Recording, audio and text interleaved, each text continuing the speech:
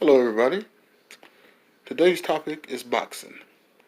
We are talking today about the trilogy between Tyson Fury versus Deontay Wilder.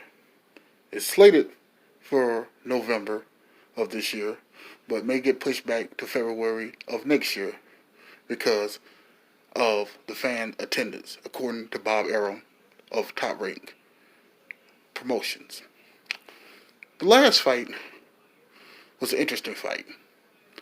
Of course, they had two fights.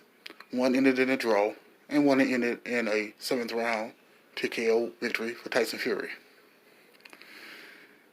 The last fight drew some controversy, just like the first fight drew controversy as well. The last fight in particular was, let's say, had some controversy on the gloves, and some experts and boxers and sparring partners of Tyson Fury, as well as former world champions and contenders, were kind of skeptical of how the gloves seemed like they had no padding in them. Now, from one fight to the next, you can see it was a difference in the way both fighters approached the fight. Deontay Wilder, the defending champion, whom up until that point had knocked out just about everybody he fought except for one person, and that was in his first title fight with Bermane Stiverne. But besides that, he was flawless, pretty much flawless, in all of his fights leading up to the first fight with Tyson Fury, which ended in a draw. It was some controversy behind that fight because of the 12th round knockdown, in which a lot of Wilder fans thought that Tyson Fury got a generous count from referee Jack Reese. So they did it again. It was a high price grossing fight, and it pitted two big heavyweights. Deontay Wilder, 6'7", Tyson Fury, 6'9". One of the biggest heavyweight title fights of all time as far as size was concerned, especially height. The fight drew a lot of interest, as was stated before. And for the first two rounds, both men respected each other's power and each other's boxing skills. Then, in the third round, Tyson Fury hit Deontay Wilder behind the ear. Some thought it was a legal punch. Some thought it was a good punch. And that seemed to affect Deontay Wilder throughout the fight. But people also noticed that in that fight, that Tyson Fury gloves seemed to be, let's say, had a lack of padding. Well, you know, if you look at the pictures of this particular fight, you can Google it.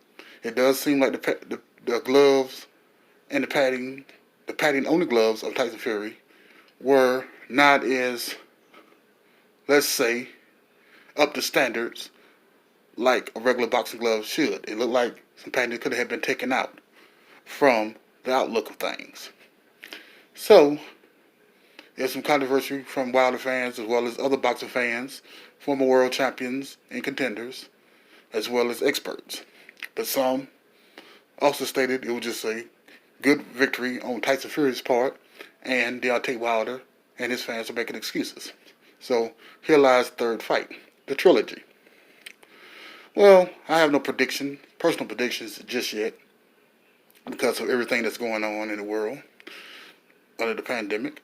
So we haven't seen really the guys work out in promotions of this fight because of this particular pandemic. Hopefully everything be squared away in due time, and the third fight should get underway. One thing I will say is, up until that second fight, the rematch, Wilder looked pretty much invincible and knocked out just about everybody he fought. But moments before he fought Tyson Fury in the rematch, he was cupcaking it with his girlfriend. Was he that focused? A lot of people thought he wasn't. He also bulked up 12 pounds. Could that have hindered his performance? Maybe so. Tyson Fury, on the other hand, even though he weighed more, he seemed to be more cut and he got the famous Crunk Gym